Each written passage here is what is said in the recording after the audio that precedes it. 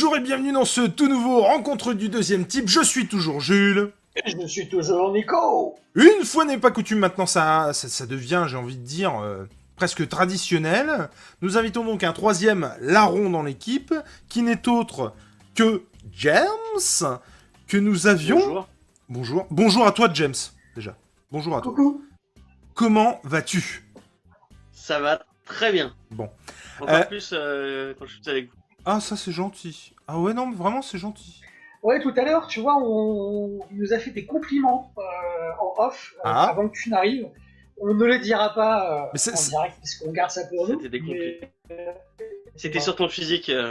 Mais ça, ça, particulièrement. ça j'en doute pas. Il attend que je sois pas là pour les faire, les compliments, bien entendu. C'est ça. Je ne doute pas de sa... de sa villerie, ça se dit pas du tout. Il est vil, Ouais. il est mesquin.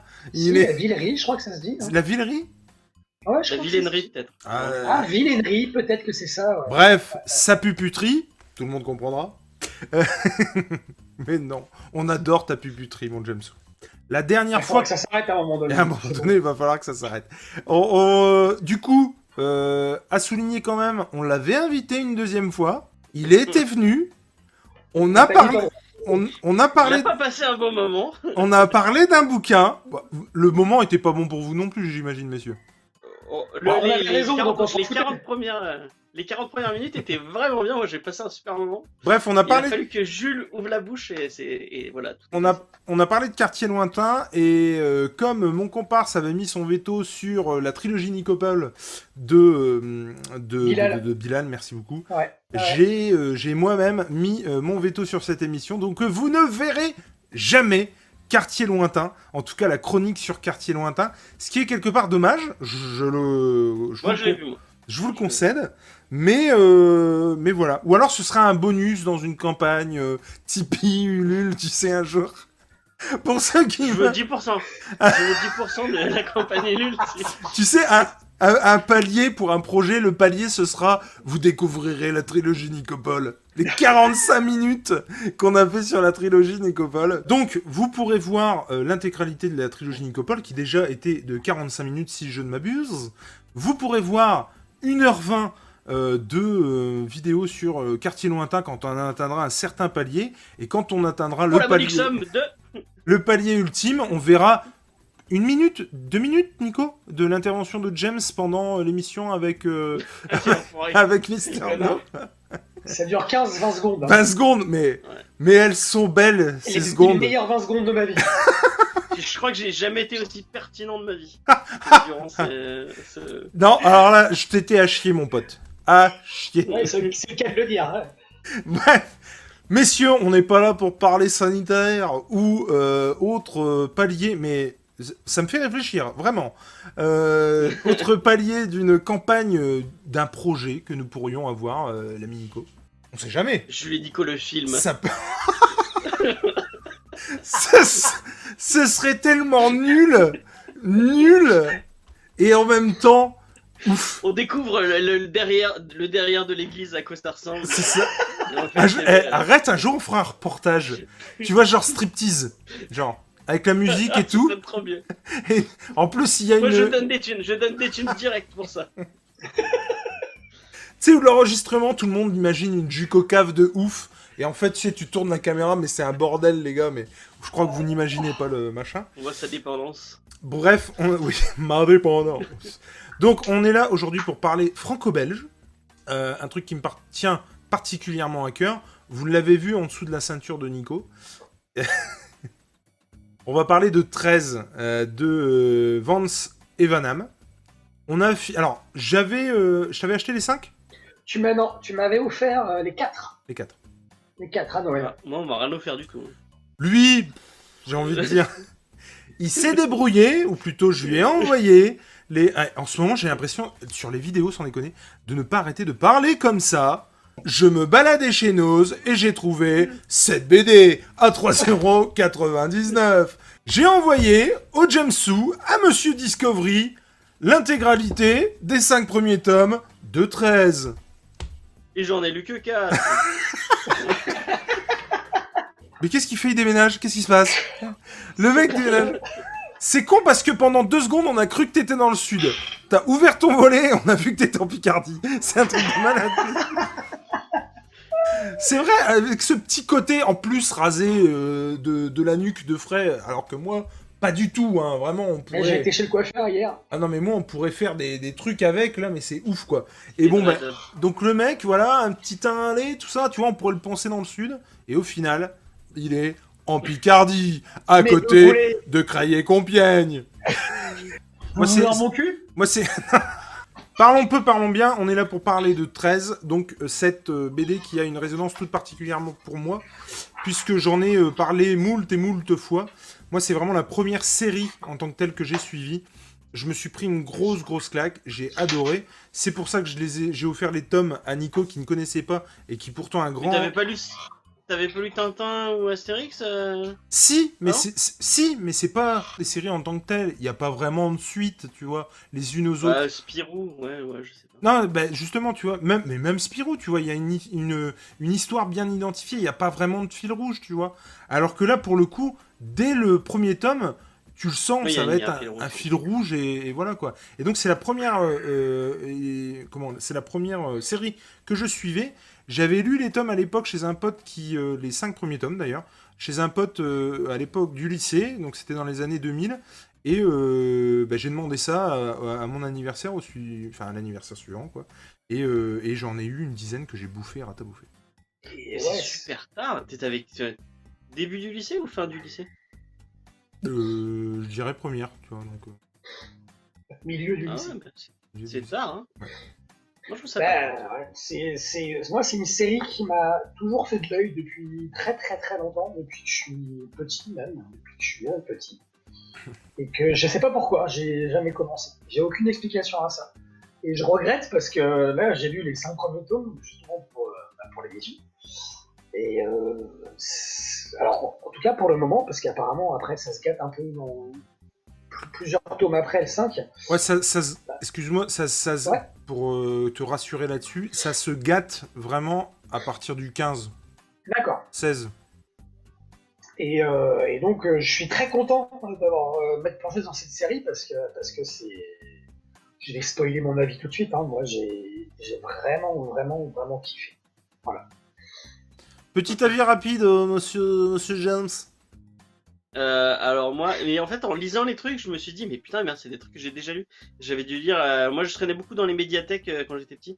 Ma daronne, elle nous laissait pas mal dans les médiathèques avec ma sœur et des BD, j'en ai bouffé des tonnes. Alors quand tu dis elle vous laissait, non parce que ta phrase ça fait vraiment, elle nous laisse, elle s'en va, non, mais et elle revient.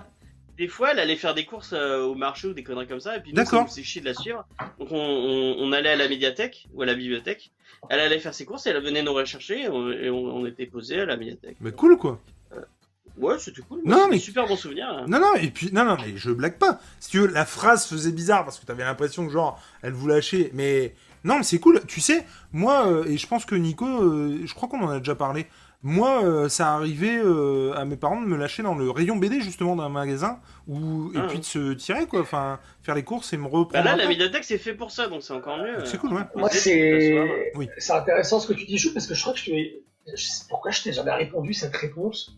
Que en fait moi aussi, mais quand j'allais faire les magasins et les courses avec ma mère ou avec mes parents, je lâchais ma mère et j'allais dans le rayon BD et je me posais là et tac, ou même à la Fnac quand j'habitais à Angers ou quand je suis arrivé à Nantes, combien de fois ça m'est arrivé de faire la boutique quoi, faire le magasin, la Fnac et m'asseoir dans une allée parce qu'à l'époque il n'y avait pas de salon de lecture donc on s'asseyait dans les couloirs de la Fnac.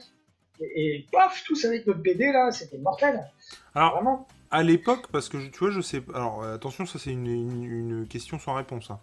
Mais tu vois, par exemple, moi, à la Fnac d'Amiens, je suis pas sûr que tu puisses y aller, lire un bouquin en t'asseyant par terre et puis te casser après. Hein. À mon avis. Moi, je le faisais ça, tu vois, à Nantes, par exemple. Nous, quand dans les Sorams, il y a des fauteuils. Ah ouais. Posé, il y a des fauteuils. À Nantes, dans la Fnac de Nantes, dans le rayon BD, c'est un énorme rayon BD, et tu as 2 fenêtres au milieu du rayon BD, enfin sur le mur, et entre chaque fenêtre, tu as des espèces de petits tabourets, en espèce de banc, avec des coussins, et il y a un espace pour les enfants, un espace pour tout le monde, et c'est vraiment top. Non, mais au Cultura, tu vois, oui, mais Ouais. la Fnac, je suis pas sûr que ce soit l'ambiance. Ouais, ouais. Mais bon, après... Et du coup, donc, médiathèque, et donc toi, tu as lu des BD à la médiathèque. J'ai lu plein de BD et j'ai dû les lire. J'ai dû lire ça. Je me souviens aussi des chroniques de la Lune Noire. Je sais pas si ça vous dit quelque chose. J'avais lu les Torgal. J'en ai, je crois, que j'ai lu pas mal de Torgal du coup de Van Damme aussi. Et Torgal, c'est vraiment cool. Et j'avais dû lire le début de 13. Et j'avais lu Largo Winch aussi. Moi, j'avais plus accroché à. Ce petit spoiler, j'avais plus accroché à Largo Winch. Mais j'étais peut-être plus âgé du coup parce que on en a parlé juste un peu en off avec Jules. Et c'est vrai que Largo Winch est un poil plus verbeux. C'est très économique quoi. Il vraiment ça parle d'OPA, de genre de trucs. Donc il faut avoir un petit bagage pour comprendre. Je pense pas qu'à 13-14 ans, ça te hype de ouf. Mais j'avais lu le début de 13. Et là, j'ai relu et finalement, je suis un peu... C'est coup ça quoi. En fait, il y a un album que j'ai vraiment adoré en me disant ah tiens c'est cool. En plus ça me va rappeler des souvenirs, c'était sympa. Le deuxième vraiment je me suis dit oh putain. Le troisième vraiment j'ai trouvé ça génial. Et le quatrième j'ai pas pu le finir parce que c'était trop verbeux quoi. Enfin, vraiment. En plus ils te rappellent il y a un truc que je supporte pas. Ils font beaucoup en série et là ils le font en BD. Ils te font des flashbacks de trucs que t'as lu déjà il y a 2 pages quoi. Enfin t'as envie de leur dire mais je viens de le lire.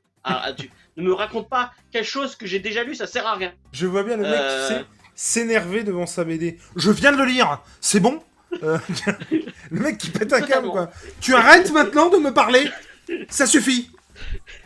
Mais ouais, ça m'a fait penser un peu. Enfin, il y a des moments où à la Black Mortimer, où j'aime beaucoup Black Mortimer, mais je comprendrais qu'on puisse me dire, oh, putain, c'est trop verbeux et ça parle trop. Des fois, il y a plus de cales de bulles que d'images. Ça, j'adore chez Black Mortimer. Ça, j'adore. Putain, le personnage, il est comme ça. T'as la bulle qui grossit. C'est caché derrière son truc au final.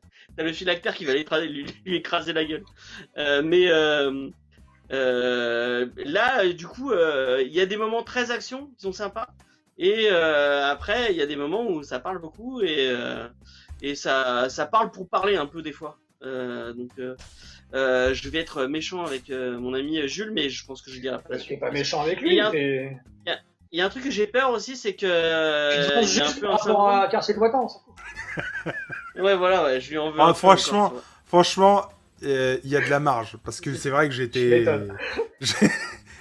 Alors attention, tout ce que j'ai dit et donc que vous ne verrez jamais, c'est pas du chiquet. Je veux dire, je trollais pas. C'est pertinent, mais c'est méchant. Je le pense vraiment.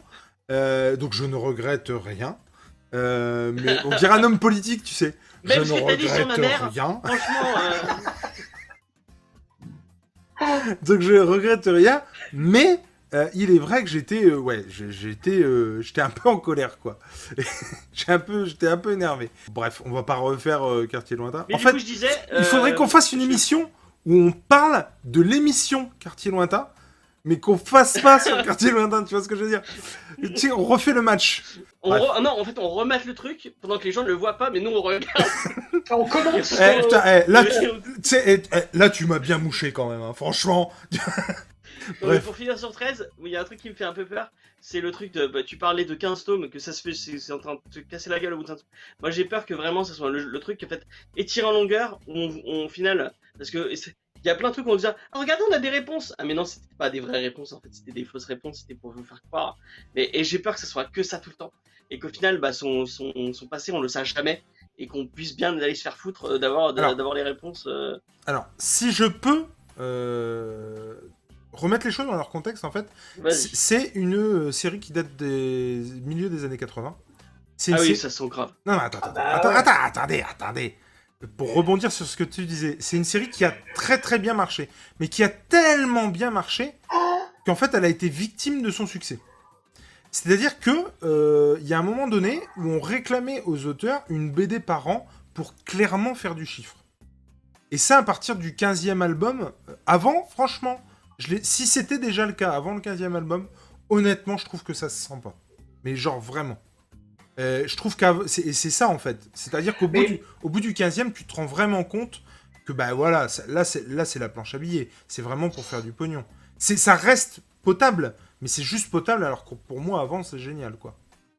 Moi, là où je rejoindrais, où je comprends ce que dit James, c'est que je rajouterais le fait que scénaristiquement, c'est casse-gueule quand même. Parce que tout repose, en tout cas au début, tout repose sur le fait qu'on ne sache rien de ce personnage-là. Que dans les 5 premiers tomes, on nous dévoile les différentes identités qu'il a portées jusque-là. Et ce que dit James, c'est très juste parce que on a l'impression qu'il faut vraiment que le scénariste soit un scénariste de génie, vraiment pour qu'il trouve le machin qui nous fasse passer la bascule, pour nous faire comprendre le passé de 13. Et peut-être que, je sais pas, hein, j'ai pas lu les 6, hein, j'ai lu que les 5 premiers. Et en tout cas, dans les 5 premiers, c'est clairement ça. C'est-à-dire que quand on croit avoir une information fiable sur son passé, paf, on se rend compte que c'est pas fiable. Parce que soit l'identité est pas la bonne, soit parce qu'il y a un personnage qui débaroule et qui fait tout tomber, tout voler en l'air. Mais ça serait le seul... En plus, c'est pas un bémol, parce que c'est pas ce que j'ai vu. C'est ce que je suppose, en fait. Oui, bien sûr. Et tu vois, et parce que autrement, la série, moi, j'ai tout kiffé, vraiment. On en parlera tout à l'heure plus en détail. Mais scénaristiquement, moi, quand j'ai vu le pitch et que j'ai lu le premier album, je me suis fait, ouais, alors c'est super, c'est génial, le côté espion, le côté machin, le côté militaire, mais putain, en fait, ils vont dérouler ça pendant combien d'épisodes? C'est ça, en fait, que je me suis posé comme question. Vraiment. Alors, on l'a pas dit encore, mais c'est putain de beau. Moi je suis pas très c'est vraiment beau, c'est vraiment franchement. Et puis Ouais. il y a des moments, ce que j'adore le plus dans son dessin, c'est qu'il y a des la plupart du temps voilà, on dessine les personnages machin, et de temps en temps t'as une case où t'as des paysages. Notamment sur celui de l'album que t'as pas aimé, pour le coup, quand il est dans la jungle, tout ça, il y a des cases entières, ou là où un indien bien sûr, où effectivement tu vois des paysages de ouf et hyper détaillés, et c'est vraiment chouette. Par contre, Nico, si je peux me permettre, tu l'as dit 2 fois dans ton propos, qui était très intéressant et très bien. Qu'est-ce que j'ai dit? Ne dis pas en sa présence, c'est un peu comme Alain Gremlins en fait, ne dis pas en sa présence qu'il a raison. Sinon, vraiment, on va avoir beaucoup de mal à finir cette vidéo. Genre, vraiment, tu vois. Mais c'était les seuls faux, j'allais dire qu'il avait raison. Hein. Donc après, c'est fini. Je te rassure. C'était prévu, j'avais écrit le... Et je tiens à vous rassurer, messieurs, sachez que, en fait, il y a 2 cycles à 13. De mémoire, hein, franchement, là, les chiffres, je les ai pas exactement, mais c'est aux alentours du 20e, je dirais 22e, avec le dernier round, qu'on entame un 2e cycle. Et vous aurez les réponses bien avant ça. Enfin, bien avant ça. C'est-à-dire que c'est... en gros, on s'intéresse plus à son identité après ça, déjà. Avant, tu veux me dire Attends. Avant, on s'y intéresse. Et... C'est la galère pour lui couper la parole. Là. Non, attends. Et on connaît l'identité de 13 et il n'y a plus de doute possible. Tu veux dire que là, si je te demande, tout de suite maintenant, tu peux me dire qui il est et son identité et qui c'est... Tout à fait. D'accord. Tout à fait. Dis-le.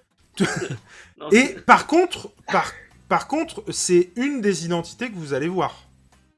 Ah ouais, c'est possible ça. Alors, oui. Oui, mais est-ce que, alors par rapport au... J'ai deux questions. Et là, c'est des questions que je demande à l'expert de 13. Par rapport à nous, je veux dire. Oui.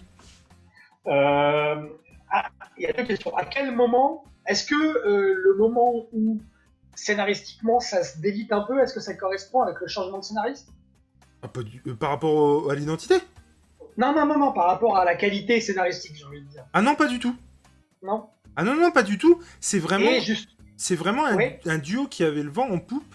Et pour moi, mais encore, attention, ça n'est d'une que mon interprétation, mais aussi les dires du directeur de Dargo qu'on avait vu pendant la journée de la BD à Amiens. Ouais. Et il en avait parlé, et du coup, ça m'a fait hyper plaisir qu'il en parle. Carrément. Parce qu'il n'était pas là pour parler de ça, clairement. Mais le mec s'est un peu déballé et a dit... C'est des phares chez Dargo, hein, je veux dire. Et a dit effectivement qu'il y a un moment donné où on demandait à ce qu'il y ait un album par an aux auteurs, pas parce que on a tout le monde attendait la suite, forcément, ça va de pair. Mais avant tout pour faire du pognon, parce que c'était la machine aussi, parce que ça marche. L'industrie de la BD, c'est un peu, sous certains aspects comme le marché du film, c'est-à-dire qu'on fait des gros films pour pouvoir en faire des petits, et la BD, c'est exactement pareil. Une BD de 13 sortait par an pour aussi pouvoir sortir des petites BD, tu vois. Et aussi pour faire du fric, hein, ne nous le cachons pas. Oui, ça, oui. Ah, mais bien sûr. Donc 13, ça nous parle d'un monsieur qui se réveille sur une plage alors qu'il est amnésique et qu'il a tatoué sur la clavicule, si je ne dis pas de conneries. Oui, sous la clavicule gauche, effectivement. Il est laissé pour mort, d'ailleurs. Ouais, et il vient de prendre, je crois qu'on le voit au début, il se fait tirer dessus au niveau de la tempe. Donc il a sous la clavicule gauche, il a le chiffre romain 13 noté. Et donc il va tatouer, ouais, noté. Tatoué. Alors, numéro 13. Il a un post-it marqué « Ah tiens !» Café, pâte. 13. 13, voilà. Donc allez, vas-y, mon petit Jansu, parce que tu vas pas y arriver. T'imagines, la BD, elle s'appellerait Pat. Gratin aux courgettes. Quoi? Attends. Effectivement, on retrouve un bonhomme avec une plaie ouverte à la tête, avec le chiffre 13 en chiffre romain tatoué sous la clavicule gauche. Il est recueilli par un pêcheur. Voilà, et le mec était en train de pêcher. Il voit le gars échouer sur le bord de la plage. Et je t'en prie. Et dit « Oh, quelle belle prise !» Il y a un truc qui accroche. Non, en fait, si tu veux, on peut prendre ton numéro de téléphone à chaque fois qu'il y a une blague de merde. James, on a besoin d'une blague de merde. Mais il n'y a que chez vous que ça m'arrive, ce genre de truc. Mais il n'y a pas de problème. Ah bah c'est sympa. Donc il va chercher, il va chercher son passé et en fait on va comprendre qu'il est peut-être un agent du gouvernement ou peut-être qu'il aurait, est-ce que je peux le spoiler, il aurait peut-être tiré sur un président, mais pas à Dallas. Et donc il va chercher son passé et en même temps il y a une espèce de, il y a plusieurs agences du gouvernement qui vont le pourchasser, parce qu'ils tous ils pensent qu'il a une identité différente et du coup il va poursuivre celle qui croit être sa femme au début, je crois. Oui. Et voilà, ça va partir sur ça. Je pense que c'est bien résumé. C'est-à-dire qu'effectivement, on est sur. Ah, vas-y, je sentais que tu avais un. Non, j'apporterai juste une petite précision, effectivement, juste qu'on est déjà dans une... Donc on est dans les années 80, ça on l'a dit tout à l'heure, on est dans une espèce de réalité alternative qui ressemble beaucoup à la nôtre. Le président en place n'est pas du tout le président qu'a pu connaître les États-Unis à cette époque, si je dis pas de conneries, c'est Reagan. C'est ça, exactement. Donc là, on n'est pas du tout là-dessus, on est sur un frère Sheridan. Ouais. Et effectivement, le mec va essayer de retrouver son passé. Très vite, Qui ressemble un peu à Trump d'ailleurs. Oui, c'est vrai. C'est une espèce aussi de famille Kennedy. Complètement, complètement. Ça ressemble beaucoup à une famille Kennedy pour le coup. Et effectivement, donc il va être repêché et on va chercher à le buter très très vite, sans spoiler. Et donc il va apprendre qu'il est apparemment responsable de la mort du président des États-Unis. De l'assassinat du président. Donc une sorte de Lee Harvey Oswald, clairement. Donc ça fait résonance à ça. Ça fait de toute façon beaucoup résonance à l'histoire des États-Unis. À l'histoire, bien sûr. Ça, bien clairement. Sûr. J'ajouterais que, et c'est ça dont je voulais te parler, Nico, tout à l'heure, quand et si vous lisez cette BD, vous allez vous dire, mais merde, ça ressemble beaucoup à La Mémoire dans la peau avec Matt Damon. Et oui, carrément, ça ressemble beaucoup. Alors moi, c'est inspiré de l'autre, mais c'est pas celui qu'on pense. Et non, attends, j'ai regardé du coup, et en fait il y a le roman La Mémoire dans la peau, donc qui reprend tout ce qu'on connaît de La Mémoire dans la peau, clairement, qui est sorti en 80, celui-là. Ah. C'est un roman donc avec pour titre original The Bourne Identity, de Robert Landlum. Donc un roman d'espionnage, date de parution 1er janvier 81, et le premier album de 13, lui, est sorti en 1984. Il y a eu un très bon film qui s'appelle La mémoire dans la peau avec Feu, Richard Chamberlain, pour les aficionados. Ah oui, il est mort. Bah attends, du coup tu me mets un doute, mais il me semble que Il est si. pas mort, Richard Chamberlain. Ça se trouve, il est pas mort. Hein. C'est Alan Quaterman, hein, c'est ça. Hein. Tout à fait, et il a fait aussi Les oiseaux se cachent pour mourir. C'est oui. Et, mais pour moi, il est mort, Richard Chamberlain. Vas-y, vends-nous du rêve. Petite anecdote, à chaque fois qu'un acteur meurt, genre bah là, c'est Piccoli qui est mort qui a pas. Non, il est pas mort. Hein. Ah bon il est né le même jour que moi. Ah bon 1934. Bon, bah, il est pas mort donc. Non, 86 il ans. est pas mort. Bah alors je suis complètement désolé, le monsieur n'est pas mort. Bon, en même temps, ce serait dingue qu'il regarde cette vidéo. Donc Pense à toi, Richard. si tu le regardes. Il est beau gosse encore. Ouais, enfin bon, quand même, hein, il entend plus très bien, je pense. Hein. Je sais pas qui il est âge quand il même a. encore beau gosse. Tout ça pour dire Il tout ça pour dire qu'effectivement, il a fait Les oiseaux se cachent pour mourir et La mémoire dans la peau. Le mémoire dans la peau. Et effectivement, le scénar ressemble beaucoup. Après, ça dérape sérieux, notamment avec l'assassinat du président des États-Unis. Et puis après, ça n'a plus à voir, voilà. Mais on est sur le même truc, c'est-à-dire un mec qui cherche son identité, est mêlé à un complot. Bah ouais, on est carrément là-dedans. Donc ceux qui ont aimé La mémoire dans la peau, ce truc est fait pour vous, clairement. Avant toute chose, je pense qu'on peut le dire. Alors, on sera pas dans le comment dirais-je, le même fight que dans La mémoire dans la peau avec Matt Damon de Green Glass. Moi, ces films-là, je trouve qu'ils sont... tremble beaucoup moins. Ils sont... Ouais. Ah non, mais attends. Moi, on n'a plus fait les films d'action pareil après ces films-là. Ça fait résonance avec 13 et il y a ceux qui aiment cette ambiance à la Jason Bourne, ils retrouveront clairement ça dans 13. Voilà, 13, ça va plus loin quand même. Hein. Ah oui, enfin, complètement. moi, je trouve vraiment, il y a un petit côté... Ah mais non, mais complètement. Moi, je sais pas si vous allez être en désaccord avec moi, mais je pense que Van Damme, donc le scénariste, il doit beaucoup suivre l'actualité. Et je pense qu'il ou même l'actualité un peu underground, enfin, ce qui se passe dans... parce que j'ai vraiment l'impression d'avoir...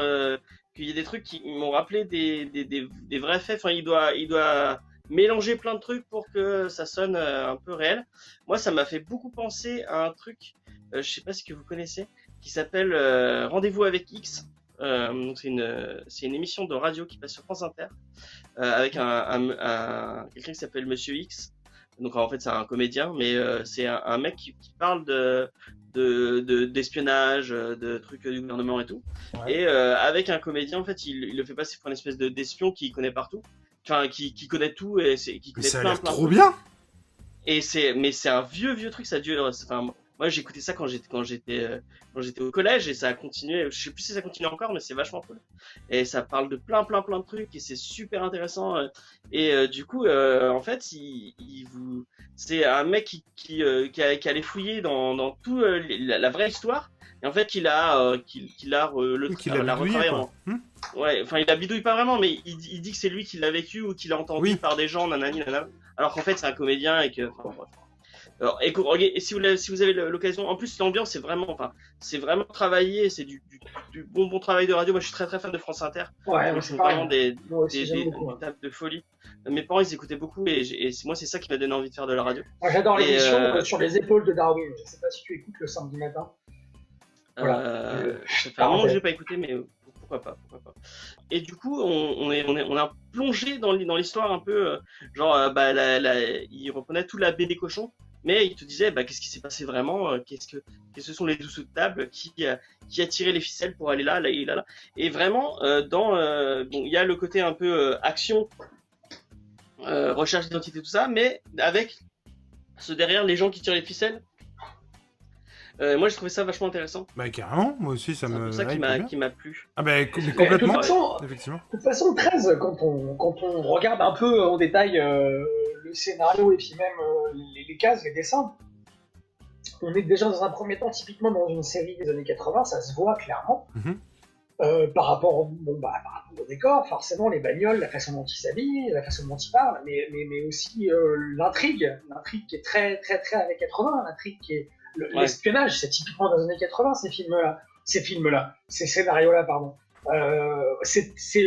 c'est un lapsus que je viens de faire parce que c'est profondément cinématographique cette série 13. On a tous les ingrédients qui feraient un bon film ou une bonne trilogie ou même une bonne série.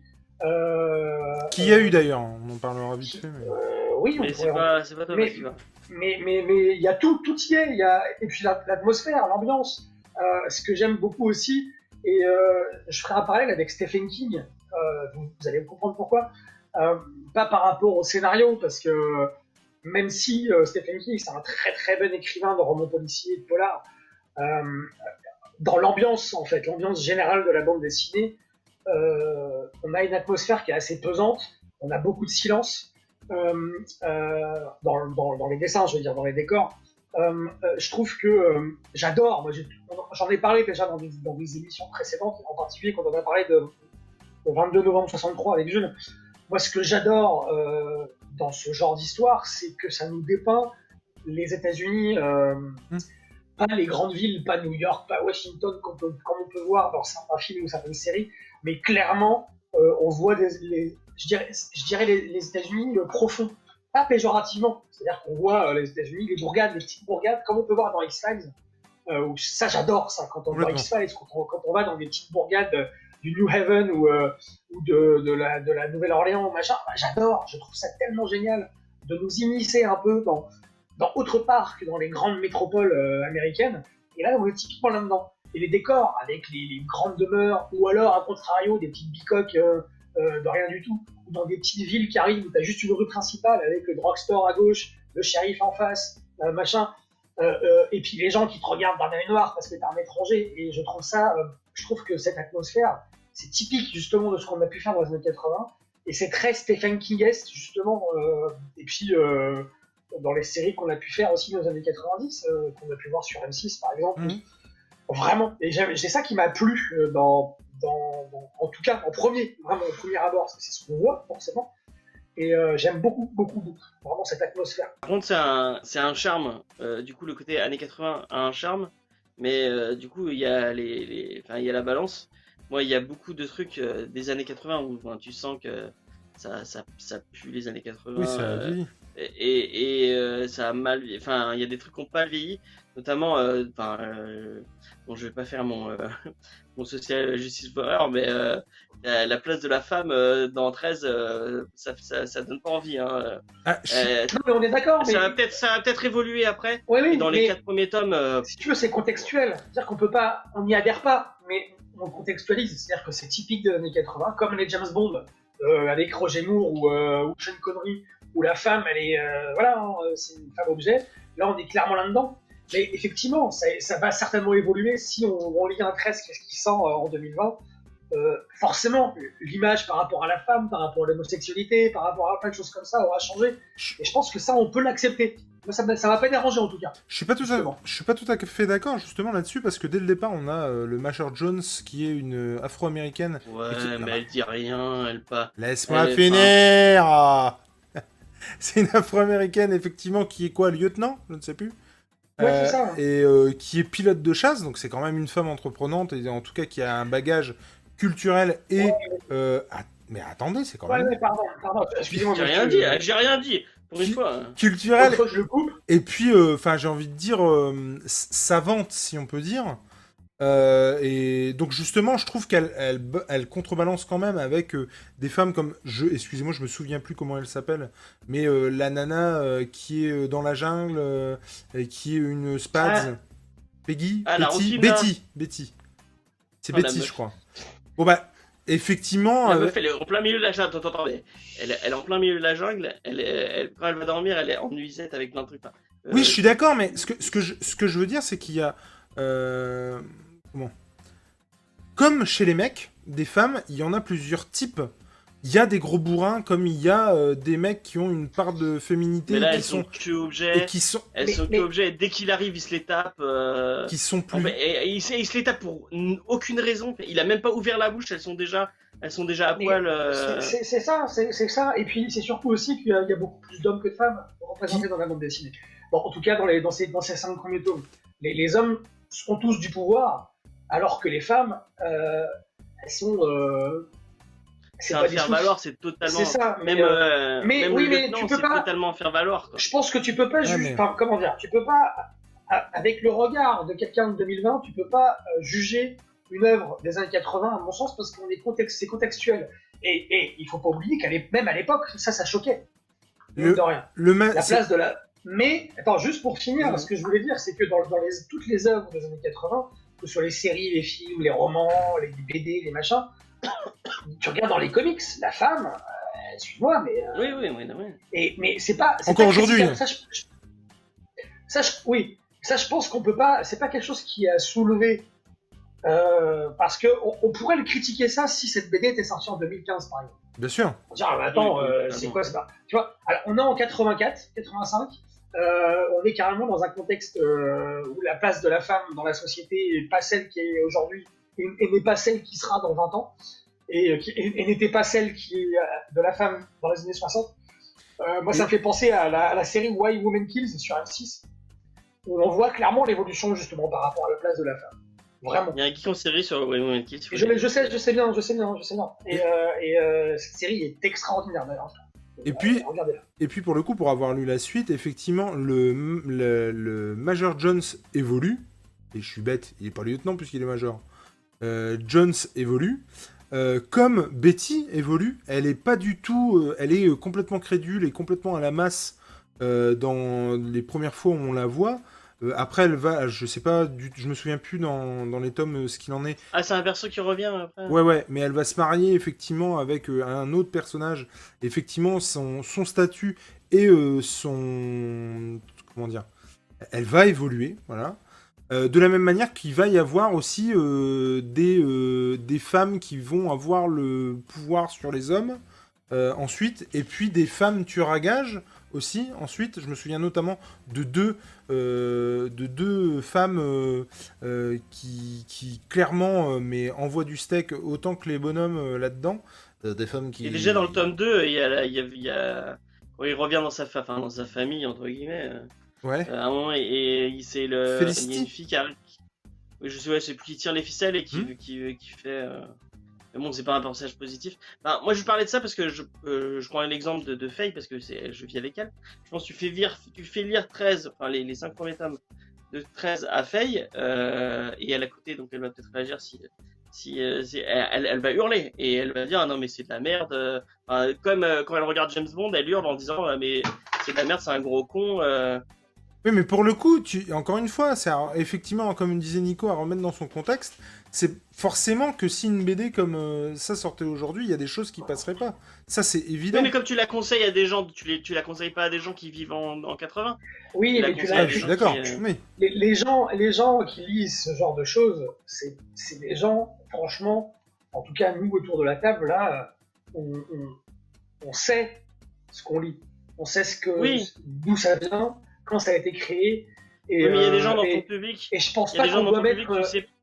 Oui, mais je veux dire, c'est pareil, c'est encore la limite entre le fait de comprendre qu'on est dans un contexte, qu'on était dans un contexte particulier par rapport au féminisme, et passer la barrière du radicalisme en disant non, surtout pas, je veux bannir forcément ces œuvres parce qu'elles dépeignent une image de la femme et une image des noirs africains aussi qui est pas forcément top, surtout que la Major machin là, elle est et noire et femme dans l'armée américaine dans les années 80, et comme tu l'as dit James, c'est une sous-fifre, c'est un faire-valoir, même si elle est gradée, même si elle sait piloter des hélicoptères, des machins. Alors... Mais il faut avoir ce regard-là, on se dit ouais, ok, on l'accepte ce truc-là, parce que c'était comme ça. On va pas revenir dans le passé et faire non, c'était comme ça. Pour moi, c'est le reflet de son époque à tout point de sûr. vue. Tu peux pas faire une BD, c'est pas possible, c'est impossible de faire une BD en 1980 où tout va bien, où il n'y a pas de machisme, où il y a pas, c'est pas possible. C'est pas contraire, mais moi je peux pas recommander une BD où il se passe ce genre de truc sans mentionner le terme. Il se passe rien, c'est bénin. Mais tu peux le signaler. Non, mais dire faites attention, c'est ce que je suis en train de faire. Je dis faites attention, il y a des trucs qui pourraient vous trigger Et ça peut poser problème à certaines personnes. Alors par Moi, je contre, sais que je conseillerais pas la BD à Faye ou à Diane de notre équipe parce que je sais que ça va les énerver. C'est un produit de son époque et comme certains produits de son époque, c'est un peu problématique maintenant. complètement. Non? Si, est-ce qu'on y va parce qu'au final, on n'a pas encore parlé de la BD, les mecs. Ben, on y va. Si on en a parlé un peu quand Oui, même. non, Par rapport à... Oui, Oui. oui, oui. Oui, bon.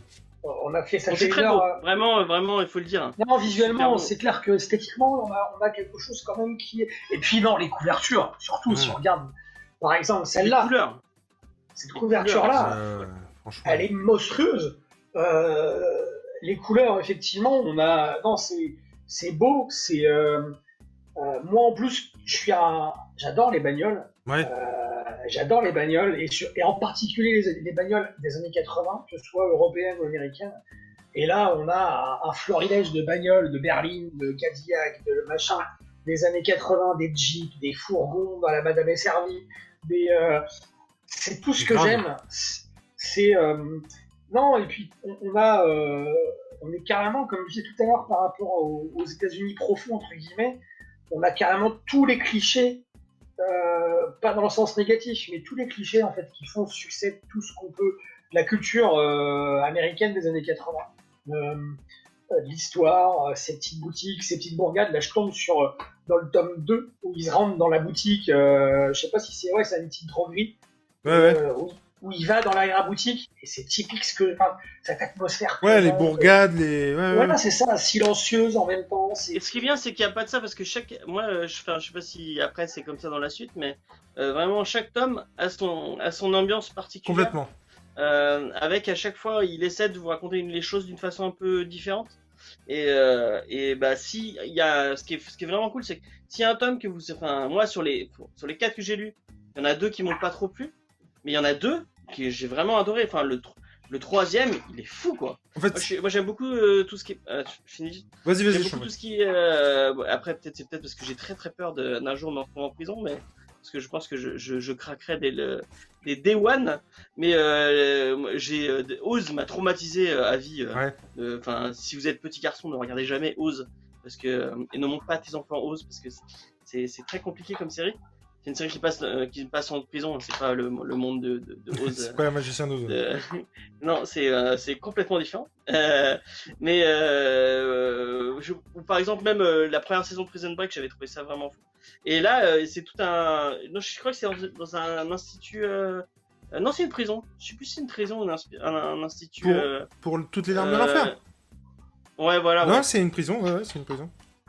Et vraiment, l'ambiance est vachement bien retrouvée. Enfin, on retrouve un personnage complètement, pas brisé, mais complètement changé, Complètement. avec tout un délire un peu différent. Et vraiment, c'est vachement intéressant. Moi, je trouvais cet épisode, donc toutes les larmes de l'enfer, vraiment génial, avec des personnages super atypiques à chaque fois. Vraiment, c'était super intéressant. Bah, ce qu'il y a de vachement bien, c'est qu'effectivement, le tome 1 se finit clairement sur l'annonce du fait qu'il a peut-être tué le président des États-Unis. Le deuxième, c'est vraiment beaucoup plus, donc là où va l'Indien, c'est vraiment plus romantique, enquête, les grands paysages enneigés, et puis effectivement, comme tu le dis, un James Bond un peu romantique, quoi. Enfin, Il y a un petit passage en ville un peu crasseux. Ouais. Et, ce qui est assez sympa aussi. Et du coup, tout ça, moi, là où va l'Indien, j'avais super bien aimé, mais c'était la suite directe du premier, donc t'avais vraiment envie de savoir la suite. Et donc t'apprends. Il y a un twist à la fin. Mais oui, mais de toute façon, il y a un twist presque à chaque album, de toute façon. Et effectivement, tu retrouves dans Toutes les larmes de l'enfer un 13 rasé. Il est avec des détenus où tu sens que ça peut mal se passer. Tu peux te prendre un coup de surin très très vite. Enfin, c'est pas du tout la même ambiance. Et c'est ça aussi qui est cool, et effectivement, comme tu le disais. Mais après, et ça vous serez d'accord avec moi, messieurs, les personnages y contribuent de ouf. Parce que jusqu'ici, on a parlé de 13 du Major Jones, mais il y a le général Carrington qui me fait penser. C'est pas Coburn, l'acteur James Coburn? Non, je dis une grosse bêtise. Peut-être, je sais pas. Peut-être, ouais. Le mec. Je crois que c'est lui, mais j'espère pas dire de conneries. Son visage, c'est clairement lui. Le colonel Amos, la mangouste. Enfin, il y a vraiment des personnages, je trouve, hyper charismatiques. L'autre, t'as l'impression que c'est un vieux papy, Colonel House, il lui manque un bras. Et tu sens que le mec, c'est peut-être un vieux briscard, mais tu sens que il te retourne tout pour retrouver le mec, il le retrouvera, il le lâchera pas. La mangouste, c'est pareil, hein, c'est un mec qui a quoi, 50, 60 piges, mais tu sens qu'il est increvable. Je crois que d'ailleurs, c'est pas dans un des albums que je vous ai filé où il s'évade d'une prison au début d'un épisode. Peut-être, ouais. Ouais, je crois qu'il y a un truc comme ça. Ouais. Ouais. Et Il y a un petit côté, je sais pas si toi qui es fan de X-Files, dis-moi. avec l'homme à la cigarette. Carrément. Où tu vois l'homme de la cigarette, le mec, au début tu crois que c'est juste un mec random, C'est et complètement en fait ça. c'est une espèce de boogeyman Ouais. increvable et effrayant au dernier degré. Et c'est fou parce qu'en 2 pages il arrive à te définir des personnages où tu sais que lui, bon, tu vois 2 dialogues et tu vois, bon, lui il est comme Ouais, ça, c'est un connard. c'est exactement ça. C'est vachement bien défini. Et puis non, je trouve qu'il y a un, tu vois, mais putain, c'était pourquoi? Je sais pas. C'était Jérôme Cabloche où je parlais de Belmondo. Oui. Parce que tu vois, Belmondo en 13. Là. Ouais. Bah, Mais il y a un panache que tu peux retrouver par exemple chez Belmondo et tu vois, enfin le certains sauvetages, enfin voilà, après le côté où il est taciturne et puis tout d'un coup il va être éloquent, il va exubérant, ouais, je le vois tout à fait. C'est trop tard, mais ouais. Mais non, mais ce que je voulais dire, c'est alors pas forcément Belmondo, mais tu vois, ou peut-être même un Dujardin, tu vois, un mec un peu casse-cou. Non, c'est pas du jardin, c'est son L'autre copain du coup, là, ouais. l'autre. Ah merde, putain, Lelouch. je l'ai en plus. Lelouch, ouais. Gilles Lelouch. Tu vois, à côté. Bah, si vous avez pas vu À bout portant, Putain, il paraît qu'il est super bien. Fred Cavaillé, Il paraît qu'il il est est super bien dedans. Non, moi j'ai vu la French avec Gilles Lelouch et Jean Dujardin. Ouais, c'était bien aussi ça. Et tu vois ce côté un peu James Bond finalement, hein, où alors oui, effectivement sur certains points macho, ouais, avec panache quoi. Tu vois les sauvetages, les évasions, les Chez machins. James Bond, il n'y a pas de panache. Bah si. Pourquoi j'ai pas Bah, tu dis James Bond, mais avec panache, donc ça veut dire que James Bond, il n'y a pas de panache. Ouais, mais non, mais je trouve un côté un peu plus léger. Non, mais je sais pas qui pourrait y avoir aujourd'hui pour faire. Mais en tout cas, effectivement, et comme tu le disais, à chaque ambiance, là, toutes les larmes de l'enfer. Toi, du coup, t'avais moins aimé Spads. Colin Farrell. Oh, Colin Farrell, il le ferait. Ça pourrait être, ouais. Spads, moi, j'ai adoré parce que justement, Alors, Spads, j'ai bien aimé le début, et après, il y a un espèce de tournant à 180 degrés. Ça part en. Les planches dans la jungle. Moi, j'ai trouvé ça. Ouais, de tout le monde dans la jungle, c'est bien, mais après, il part de la jungle et ça devient très moins bien après, en fait. Très moins bien après. Mais moi, voilà, moi, j'ai un amour pour cette BD. Rouge Total, on est beaucoup plus dans le complot, en fait. Tu te rends compte qu'effectivement, l'organisation des vins, puisque c'est une conspiration des vins, et on ne sait pas qui est le numéro 1. Vous le savez, vous? Mais alors, ce qui est intéressant, ce que tu dis dans le tome 5, c'est que on est dans le côté complot, effectivement, mais on a des nœuds qui se défont, mais d'autres qui se font. Et c'est ça qui est assez déroutant et qui, je trouve ça bien mené scénaristiquement parce que les nœuds qui sont en train de se faire, on a l'impression qu'ils donnent des petites réponses et qu'en donnant des petites réponses, ils posent plein d'autres questions et que c'est comme ça, pour répondre à ce qu'on disait en début de chronique, c'est que ça va être comme ça pendant plusieurs tomes. Et je trouve ça vertigineux parce qu'en fait, ce qui est intéressant par rapport à tout ça, c'est que les 5 premiers tomes que j'ai lus, on a tout à fait l'impression de la continuité, on a un fil rouge, qui il est, c'est quoi son passé, mais chaque tome est très indépendant les uns des autres. Chaque tome peut se lire tout seul, sans celui d'avant, et sans celui d'après. Je trouve qu'ils sont, en tout cas dans ces 5 premiers tomes, je pense qu'ils sont, il y a scénaristiquement quelque chose de très très bien mené justement par rapport à ça. Ça dépend desquels. Effectivement, comme le soulignait James, toutes les larmes de l'enfer, oui. Il y en a d'autres moins, quoi. Et ça va devenir de moins en moins facile, parce que forcément, il y aura un background que tu n'auras pas. Ouais, carrément. Mais tu vois, là, on n'en a pas parlé jusqu'ici, mais effectivement, la conspiration des vins, Et c'est pour ça, du coup, qu'il a marqué 13, hein, en fait. C'est du coup parce qu'il est censé faire partie de la conspiration des 20 qui veulent prendre tenter de conquérir le monde, Minus. Et du coup, lui, apparemment, est le 13. On sait, à la fin de Rouge Total, qui est le numéro 2, mais on ne sait pas encore qui est le numéro 1, et c'est un peu le truc, c'est de savoir qui est ce numéro 1. Et en fait, après... Plagiat du prisonnier. Pardon ? Petit plagiat du prisonnier. Ah ben je sais pas, vas-y. Je connais pas bien, moi, le prisonnier. C'est la même chose. D'accord. Ils ont des numéros. Ah ouais, ok. Ils s'appellent par leur numéro, en fait. D'accord. 3, numéro ils ont pas d'autres trucs, et en fait, on sait jamais qui est le numéro 1, et sauf à la fin de la... Il y a combien d'épisodes ? Il y a 13 épisodes ? Ouais, c'est ça, je crois, ouais. Et à la fin, tu sais, apparemment, c'est assez déceptif. Ah ouais. Le lieu où ça se passe, le prisonnier, c'est très énigmatique aussi. Ouais. C'est nulle part, quoi. C'est vraiment... Ah putain, attendez. Et puis alors attention les gars, parce que là on parle des 5 premiers tomes. Comme je vous disais, il y en a je sais pas combien. Mais je vous dresse un peu le tableau. Le dossier de Jason Fly, on va parler de ses origines, finalement, à 13. Ses pseudo-origines. On est sur la nuit du 3 août, où là, clairement, on va parler de Ku Klux Klan, racisme, hein, forcément, ça va avec. La nuit du 3 août, tu comprends très vite qu'il va se passer un truc dramatique qui est lié, du coup, à cette organisation raciste-là. Hein. Et 13 contre 1, et pour Maria, on est dans la guérilla, je crois que c'est au Venezuela. On est vraiment dans la guérilla pure, et c'est mortel, ça. Franchement, mais c'est juste mortel. Et quand vous parliez tout à l'heure du fait qu'effectivement, chaque tome a son ambiance, machin, moi, quand j'étais ado, du coup, quand je l'ai lu, j'ai voyagé, mais de malade, quoi. Effectivement, il y a ces ambiances-là. Et après, pour Maria, j'ai envie de vous dire, il y a El Cascador.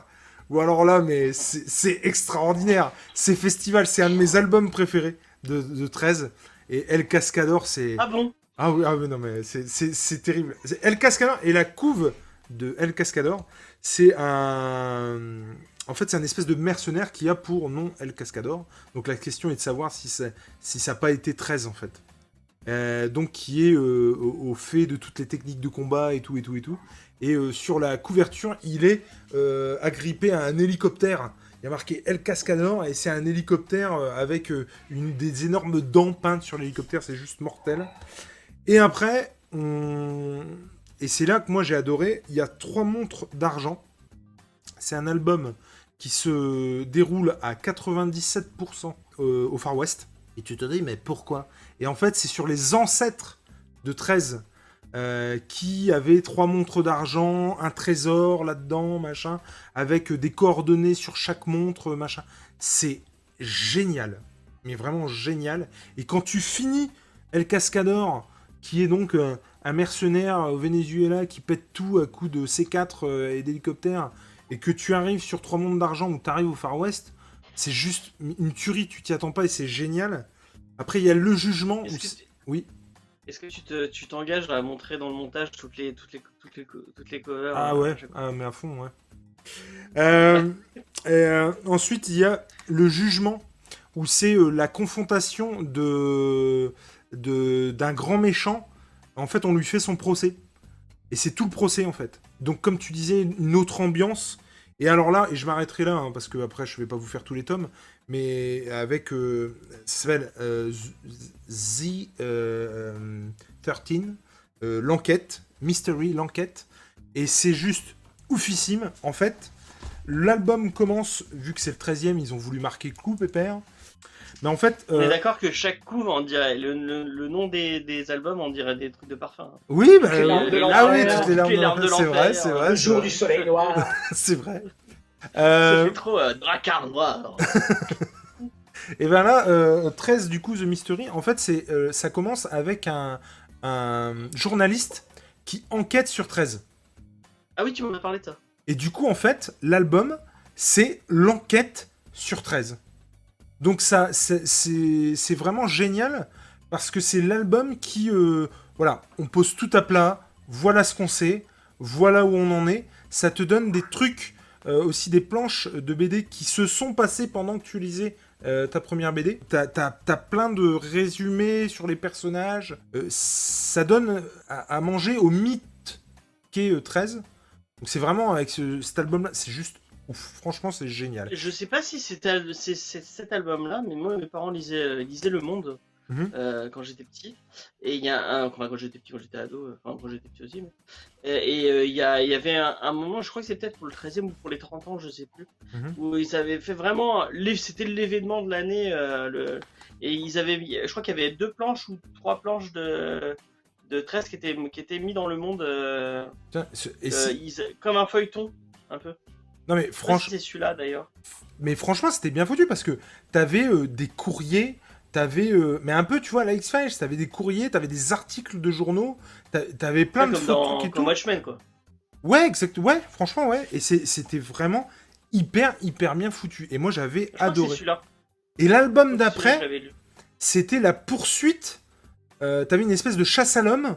L'album d'après ou celui d'après, t'avais une espèce de chasse à l'homme de 13 et du journaliste qui enquêtait sur lui. Donc tu retrouves le personnage qui a écrit finalement l'album 13. Et en fait, ça a donné lieu du coup à une autre série parallèle qui s'appelle 13 The Mystery, où là, t'as une dizaine d'albums qui revient sur un personnage. Donc, par exemple, le premier, c'est sur... avec le même... non, je crois que c'est là, pour le coup, c'est des gens différents à chaque fois. Et genre, t'en as un sur Amos, t'en as un sur La Mangouste, t'en as un sur le fou dans Toutes les larmes de l'enfer, tu sais. Ah ouais, le petit gamin, là. Ouais, et ben du coup, tu as son enfance, pourquoi il a été incarcéré, enfin, c'est juste dingo. Moi, j'ai surkiffé, vraiment. Après, c'est... Voilà.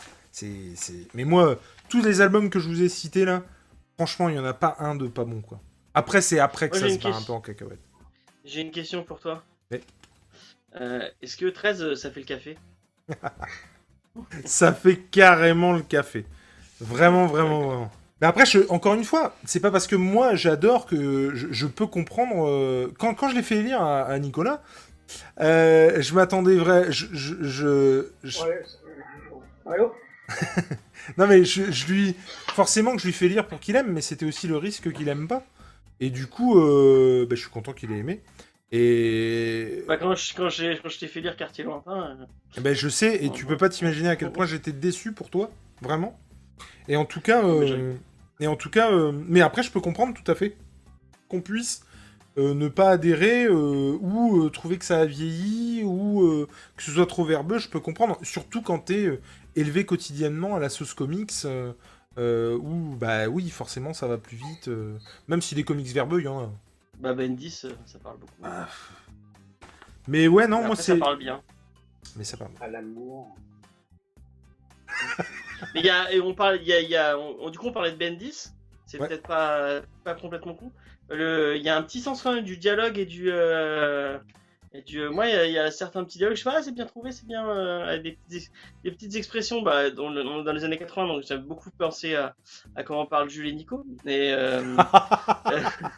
il y a des petites expressions à chaque fois que je fais c'est pas mal, c'est bien trouvé, des petites vannes, il y a des petites punchlines et tout, c'est finalement effectivement après clairement, je pense que... on va pas se le cacher, il y a eu forcément le nom de James Bond évoqué quand ils ont fait la BD. Je veux dire, clairement, c'est le James Bond à la française, quoi, tu vois. Mais aux États-Unis. Mais fait par des Frenchies, quoi. Ou des Belges, effectivement. Mais moi, c'est vraiment une série qui m'a suivi quand j'étais gamin et qui continuera à me suivre. Et j'avoue que même si je lis pas les derniers, je les achète. Je crois que j'ai pas lu les 2 derniers. Et par contre, j'ai beaucoup moins de souvenirs sur les 10 derniers, quoi. Je les lis, bon, ok, c'est sympa, mais je les oublie un peu aussitôt, quoi. C'est marrant, il y a pas mal de... Bon, je suis désolé, ma caméra, c'est simple. Il y a pas mal de séries comme ça, je pense à Blueberry ou à... Enfin, Franco-Belge, il y a beaucoup de séries qui ont tendance un peu à s'éterniser comme ça. Après, je sais pas si... Ou même les Tuniques Bleues, je sais pas si vous avez kiffé les Tuniques. Moi, je connais, j'en ai lu quelques-uns, mais... Ce qui serait intéressant de savoir, si la raison est avouée, c'est pourquoi les auteurs, pourquoi Burnham, il a décidé de créer un espion, un machin américain. Pourquoi il a pas fait ça? Est-ce que, je sais pas si tu sais, Jules, je sais pas, peut-être que tu sais. Non, je sais pas. Parce qu'il y a une raison pour laquelle il a pas choisi un personnage. enfin, une histoire qui se déroule en France. Ça aurait été intéressant de voir un 13 Complètement. dans les rues de Paris ou de Lyon. Ou de... Peut-être pour lui. Bah, c'est un moment moins peut-être de rêve. Mais contextuellement, dans les années 80, oui, c'est sûr que les États-Unis, dans ce registre-là, effectivement, c'était le top du top. Quoi. C'est vrai. On sent le professionnalisme du tenage de téléphone. Tu trouves pas? Oh, putain. C'est un truc de ouf. Mais Ça coûte 14 € l'ensemble sur Amazon, mais non. Oui, mais moi j'ai un trépied professionnel Polaroid normalement, mais là tu me demandes de filmer avec un téléphone. Mais j'en ai rien à secouer. T'achètes un tripode qui coûte 8 balles, tu vas pas nous emmerder. Oui, ça va aller, t'inquiète. Je suis désolé, je m'excuse hein, pour les gens qui nous regardent. Mais non, du coup, moi, Sachez que pour le son, si le son est dégueulasse, moi j'ai proposé d'enregistrer le couper si tu veux. Non, je dis pas, c'est méchant. je vais déjà avoir assez à faire avec l'image, je crois. Ouais. Mais en tout cas, donc toi, tu liras pas la suite, James. Franchement, il y a trop de trucs. Il y aurait, tu me dis, il y a les 12 albums, je veux bien. Mais là, ça tire trop en longueur et j'ai pas, enfin, j'ai trop de comics à lire hein, pour me remettre. Mais j'ai apprécié, je lis pas trop de franco-belge, vous m'avez remis le pied un peu au franco-belge. C'est grâce à vous si j'ai fait Rocco BD notamment. Grâce à vous, j'ai lu Les Nymphéas Noirs, j'ai lu cool. j'ai lu plein de trucs comme ça. Et j'ai vraiment, enfin, je lisais déjà, je lisais pas mal enfin tout ce qui est Soleil, donc Troll le Troll, en fait, tout ça. J'aimais bien, j'ai même été abonné à un moment à l'Enfeus Mag. Donc je lisais pas mal et à Spirou. Donc dans mon enfance j'étais plus franco-belge et je m'y remets un peu grâce à vous. Et j'apprécie. Et j'ai apprécié. Au final, bon, sur les 4 albums, il y en a 2 que j'ai vraiment apprécié, mais c'était pas les 2 autres, c'était pas compliqué à lire. Quoi. Je lis des trucs pour l'émission comme Discovery qui sont plus chiants que ça. Ah non, mais c'est sûr que 13, non seulement c'est pas difficile à lire, mais ça se lit vite, quoi. Je préfère lire ça que du Marc Millar ou du Romita Junior. Non mais par contre enfin moi je l'ai ressenti. De toute façon c'est pas compliqué. Je me souviens avoir eu les 10 premiers et avoir fait Lyon-Amiens et avoir tout lu dans la bagnole, au risque de gerber. Mais je ne pouvais pas m'empêcher de savoir la suite. Et j'étais vraiment au taquet, et je trouve qu'il y a un certain rythme quand même effréné au truc, et c'est toujours haletant, et c'est toujours, t'as envie de savoir, et machin. Effectivement, comme tu le disais tout à l'heure, généralement, il y a un rebondissement ou un cliffhanger en fin d'album où t'as envie de savoir, mais merde, mais pourquoi qui? Mais il s'appelle vraiment comme ça, qu'est-ce que c'est que ce délire? On vient de me dire le contraire. Et c'est ça aussi qui est ouf et qui te tient en haleine. Après, c'est clair que au bout de 23 albums, qu'est-ce que tu veux tenir en haleine, quoi, tu vois? Mais ouais, moi je trouve que c'est fantastique, quoi. Et toi, tu liras la suite, donc, Nico? Tout à fait, je lirai la suite, voilà. Eh bien, écoutez, merci messieurs, rien d'autre à ajouter? Allez écouter Comics Discovery. Mais oui, bien sûr. Il paraît que le petit a une émission. Alors vas-y, dis-nous, c'est quand? Qu'est-ce qui se passe? Qu'est-ce que c'est? Quand est-ce que c'est prévu pour? Pourquoi? Si vous connaissez pas, moi, j'anime avec toute mon équipe Comics Discovery, un podcast qui vous parle de comics. Je fais pas ça, je parle aussi de séries télé, je parle aussi de cinéma. Donc, allez voir mon site internet jamesfay.fr, vous retrouvez toutes nos productions. Et j'ai eu la chance et l'honneur de faire une émission vidéo qui s'appelle Rocco BD, où on recommande trois bandes dessinées, et j'ai eu la chance de le faire avec Jules. J'ai hâte de pouvoir faire l'autre avec Nico. L'invitation est lancée. Je l'apprends. Ça a été vraiment cool de faire ça avec vous. Et c'est ce que je disais avec à Nico en off tout à l'heure. Vous êtes vraiment les meilleurs invités à faire en comics et en trucs comme ça, parce que j'adore discuter avec vous. Vous êtes des gens passionnés et passionnants, et ça fait plaisir de parler avec des gens comme ça. Mais encore une fois, merci beaucoup. Merci beaucoup. Nous, on t'invite assez pour que les gens voient que effectivement, on t'apprécie beaucoup. On adore effectivement parler avec toi. Même se prendre la tête, il y a une certaine saveur. C'est ça, c'est vrai. C'est ça qui fait des petites papilles. Non, mais c'est ça qui est cool, effectivement. Et enfin, pas le fait de se prendre la tête, mais le fait de se prendre la tête en toute. Mais moi Je rajouterais, je le dis souvent quand on a été sur les invités au live de G, ou quand on invite des gens comme James, ou quand on va sur leurs émissions, je le dis souvent, je le dirai jamais assez, je crois, c'est que depuis qu'on a commencé l'aventure avec Jules, on pensait pas déjà arriver là où on en est, même si, c'est tout petit, hein. Mais on a rencontré plein de gens Ouais. avec qui on est en contact régulier. Et je trouve ça choucard parce que de fil en aiguille, c'est devenu plus que des gens avec qui on parle que de comics. Enfin, moi, ce que j'aime, c'est voilà, comme on a fait tout à l'heure en off avec James, et ce qu'on a fait pendant l'émission aussi, où Jules il va couper, et ce qu'on va faire après la fin de l'enregistrement, c'est de discuter aussi, de digresser et de commencer très bien le faire. Et c'est génial parce que c'était pas du tout ce à quoi je m'attendais quand on a commencé avec Jules. Moi, je pensais que Jules et moi, on allait rester tout le temps dans la voiture. Et, non, mais c'est vrai. C'est complètement ça, tout à fait. Au début, l'émission, c'était dans la bagnole, et c'est marre. Et après, il y a eu les Flash Info, les Broken Hunters, machin, les bidules, les lives, c'est parti en cacahuète en l'espace de 6 mois. C'est-à-dire que bon, tu vois, c'est... Oui, Voilà, mais en tout cas, merci James d'avoir accepté notre invitation. Et voilà. Merci beaucoup à toi. Et puis à Faye aussi qui est à côté, que j'embrasse beaucoup très fort. T'es toujours le bienvenu dans l'émission, même pour parler de Taniguchi. Et de toute façon, on prend rendez-vous puisque je dois lire Le journal de mon père. Le journal de mon père, merci. À chaque fois, je n'arrive pas. Ah, faut que je le lise aussi. Je n'arrive pas à retenir ce titre. C'est un truc de malade. En tout cas, encore une fois, j'ai hâte de faire cette émission sur Taniguchi, sur Kurosawa, sur Gros Kiki, Pistaki, Moustaki, Shizuki, Sushi. Bref.